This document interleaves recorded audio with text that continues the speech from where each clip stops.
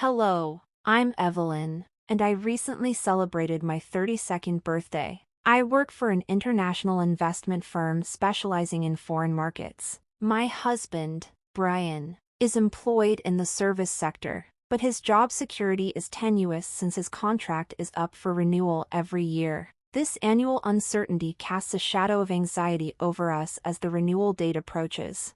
Brian comes from a family that holds government jobs in high regard. His parents were both government employees, and his sister is currently in a similar role. They have a certain disdain for my work in the private sector. Since marrying Brian, we've lived with his family, who have openly criticized my job at a profit-driven company. There's a common belief among them that those who work in private firms have somehow failed to land government positions, and that working for a foreign company is merely a last resort when local opportunities dry up. Despite the instability of his job, Brian clings to it, influenced by his family's values, as it provides him with a sense of social status and a steady income. One day, during a particularly stressful time regarding his job security, I suggested that a permanent role at a more stable company might be safer than his temporary government position, especially with the fiscal year coming to a close. He quickly shot back, insisting that if he couldn't be a civil servant, he would prefer not to work at all. It seems he hasn't even told his parents that his job isn't permanent, insisting I keep this information hidden. Additionally, Brian, reflecting his British upbringing, often talks about feelings he doesn't genuinely have, a pretense that I find hard to understand. This dynamic forces us to navigate a complicated web of family expectations, job insecurity, and values that sharply contrast with our lives. Brian maintains a facade of success and stability, carefully guarding the details of his finances and rarely sharing his salary with me. Only small amounts are transferred into our joint account. Curious about his earnings, I once asked at a family gathering. Brian is a section manager now. His salary must have increased. How much does he make these days? He replied curtly with just 6 words, "You can earn so much these days." While I know I earn a good income as a bond trader, primarily through commissions and consistent profits, I'm left uncertain about how my earnings compare to those of a government section chief. My role tends to be quite lucrative, often surpassing that of many other corporate employees. When Brian mentioned my salary, I noticed my mother-in-law's interest peaked, though she confessed she couldn't quite compare it to what people earned in her day. "It seems Brian is doing well," she remarked with a hint of pride. His sister, who works in a city office, overheard us and jumped in, suggesting that if Brian were in her position, he might have already become a division head. "Government jobs do pay well, don't they?" she added. Watching the exchange, I could see Brian's discomfort grow. He clearly regretted bringing up my income at all. He swiftly redirected the conversation. "Let's not talk about salaries anymore. By the way, did anyone meet with the housing company representative who visited recently? Are we considering renovations for this house?" Indeed, a representative from a housing company had visited, and sensing Brian's urgency to shift topics, I joined in, discussing potential improvements. "As for the kitchen remodeling we were considering," I started, only to be abruptly cut off by my mother-in-law's sharp voice. "Stay out of family matters. You're just a daughter-in-law. Keep quiet and do as you're told." Her glare felt intense, almost intimidating, revealing her ongoing dissatisfaction with my presence in these discussions.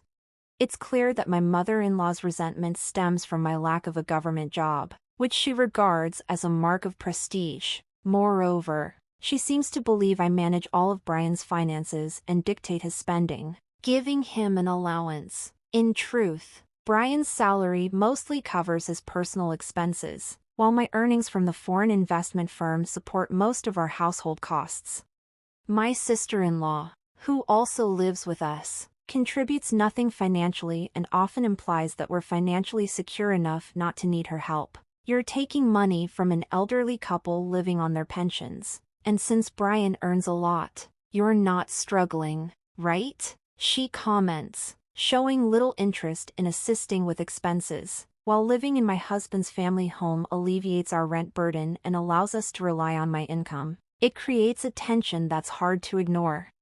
After dinner, when discussions turned to the possibility of working with a housing company, I felt sidelined and decided to keep busy by cleaning the kitchen. Neither my mother-in-law nor my sister-in-law offered to help with the chores. Once I finished, I quickly returned to my usual routine of cooking, cleaning, and doing laundry, tasks I handle daily without pause. One perk of my job at the foreign firm is the absence of mandatory overtime. As long as I complete my work during regular hours, I'm free to leave on time, which is a relief. This arrangement helps me maintain a clear boundary between my professional and personal life, preventing work-related stress from spilling into our home life. On his days off, Brian often immerses himself in his computer work at home. I sometimes question whether it's wise for him to bring his work home like that. When I voiced my concern, he replied, "I can't work overtime," and if I don't finish on time, his response trailed off, leaving lingering doubts about how to balance our work lives with the personal tensions in our already strained household. Recently, the atmosphere at home has grown increasingly tense. Brian has become irritable and quick to anger, especially whenever I try to engage him in conversation. Not long ago, I brought up a topic about our housing situation, and he snapped, "It's none of your business. Didn't Mom tell you that already? Just follow the rules. That's all you need to do." Despite my efforts to manage both the household chores and our finances, his tendency to exclude me from certain discussions makes me feel sidelined and unappreciated. One day, a representative from a home building company came to our house, while everyone else gathered around the computer to discuss floor plans and review housing designs. I felt a tug of curiosity and approached them with a cup of tea in hand. I was quickly met with a sharp dismissal. "You don't need to see this. Go away." I was taken aback to learn that instead of simply renovating, they were planning to build an entirely new house. My father-in-law had mentioned wanting more space since our current home felt cramped, and it seems they are now moving forward with those plans. Having both retired from government jobs, my in-laws have accumulated a considerable sum from their pensions. Since I moved in, they've been relying on this pension without contributing to daily living expenses, so it's likely they have a significant amount saved for this new construction. Choosing to distance myself from the ongoing housing discussions, I can't shake my worries about future arrangements, particularly concerning my sister-in-law, who is 29 and may soon decide to marry. I wonder if she plans to live in this new house as well, which could complicate our already delicate family dynamics. Although there hasn't been a direct conversation about it, I assume my sister-in-law will be residing there. My feelings toward her are much like those I have for my mother-in-law. Neither is particularly helpful with household chores, and both often complain. I find myself silently hoping she will marry soon and perhaps move out. During a conversation with the home builder, my father-in-law expressed a desire for the new house to accommodate multiple families. "Can we add another room? I want a house where my daughter and her future husband, my son, and us can all live together," he said. This revelation took me by surprise, especially since it hinted at a future where my sister-in-law's potential husband might also join us under the same roof. Shockingly, there was no mention of it being my and Brian's family home, just Brian's. It felt as though I was being left out of these plans. The proposed house is set to be quite large, yet fitting 4 households into the current site will undoubtedly be a tight squeeze. While my in-laws and sister-in-law seem to be taking the lead on the building project, I find myself without a voice in the matter. I can only anticipate that maintaining such a large home will be a significant challenge. Later, when the homebuilder and my family went out to review the model room and construction site, my mother-in-law coldly told me, "Stay out of this. It's none of your business." Her words were spiteful, and she looked almost disappointed when I didn't respond. As the plans for the new house progressed, I felt increasingly left in the dark while the rest of the family prepared for the move. Seeing Brian inactive and disengaged, I finally asked him, Aren't you going to help with the move? His response was abrupt and laced with annoyance. Why should I? Aren't you the one handling it? This situation left me even more confused. Why was Brian angry when all I wanted was to understand our plans, especially given how out of the loop I felt about when and where we were moving? As the days passed, I took it upon myself to prepare for the move in whatever ways I could. Puzzled and frustrated by the lack of communication and the unspoken expectations placed on me, I methodically began packing our belongings, keeping mine separate from Brian's. My patience with my mother-in-law's hostile demeanor was wearing thin, and I harbored growing suspicions about the secretive discussions Brian was having regarding the new house. Feeling it was necessary to clarify things, I asked him, "When are we moving?" His response was dismissive and curt, "Just get ready. You don't need to know." That was it. From snippets of conversations overheard during mealtimes, it seemed the move was imminent, yet no one felt the need to inform me directly. It was as if they regarded me as a temporary housemate rather than a family member.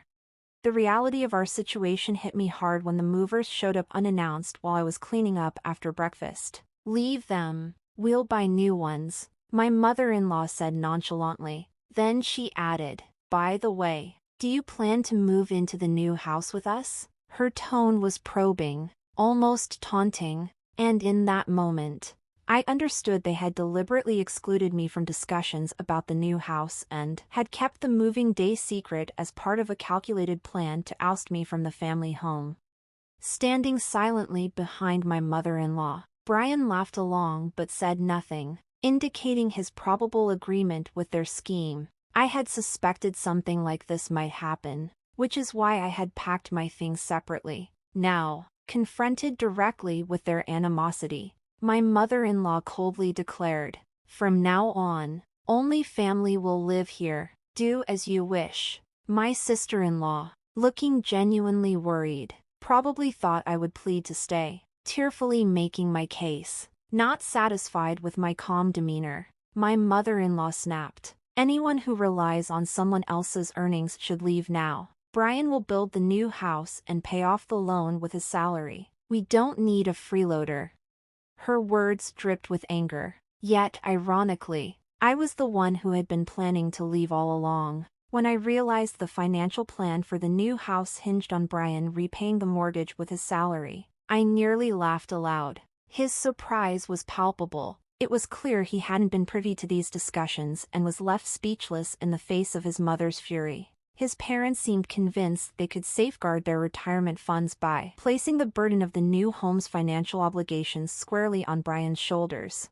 This revelation solidified my decision, and I shared my plans with a calm smile. "Got it. I've decided to proceed with divorcing Brian." My announcement did not sit well with my mother-in-law, who erupted in shouts. However, my father-in-law and sister-in-law intervened, pulling her away and leaving Brian and me alone in the old house. The new house address reluctantly given to me by Brian.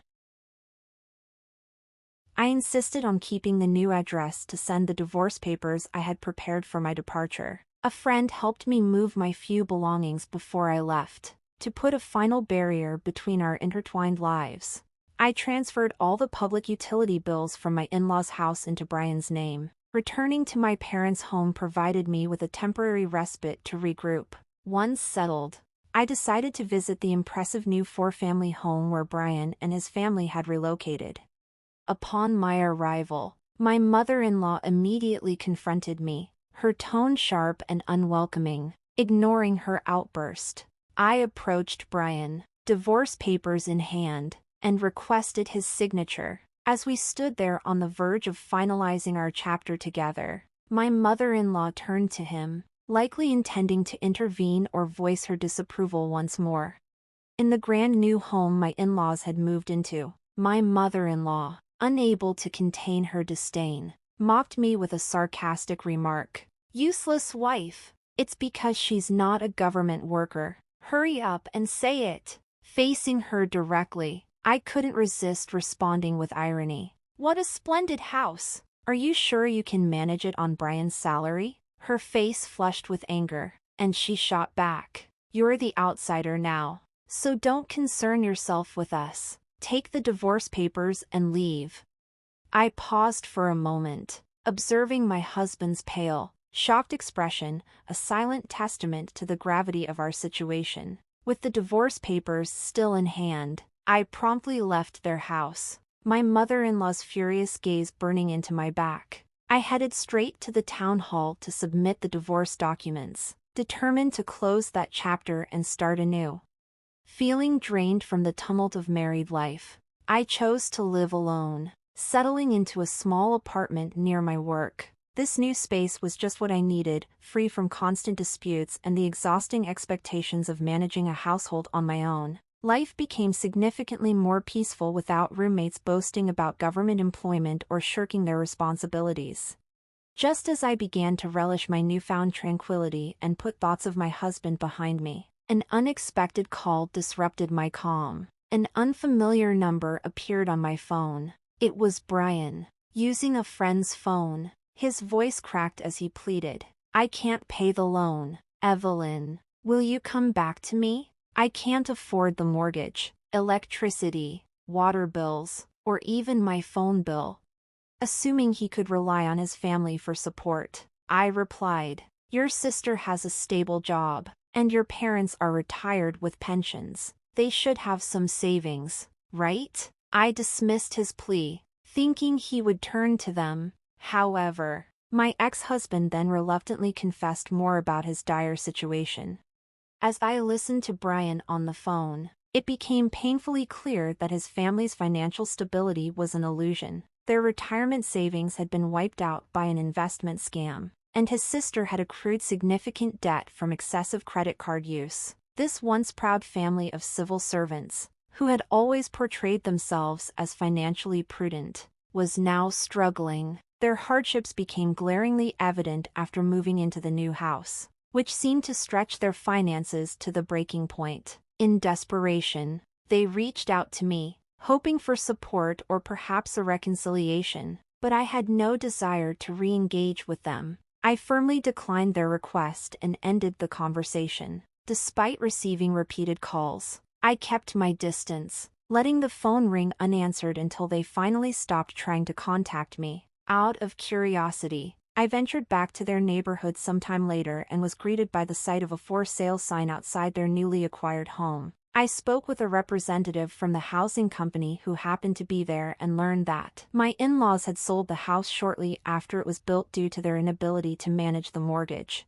I discovered that a relative had co-signed the loan and was now facing financial difficulties because of that obligation.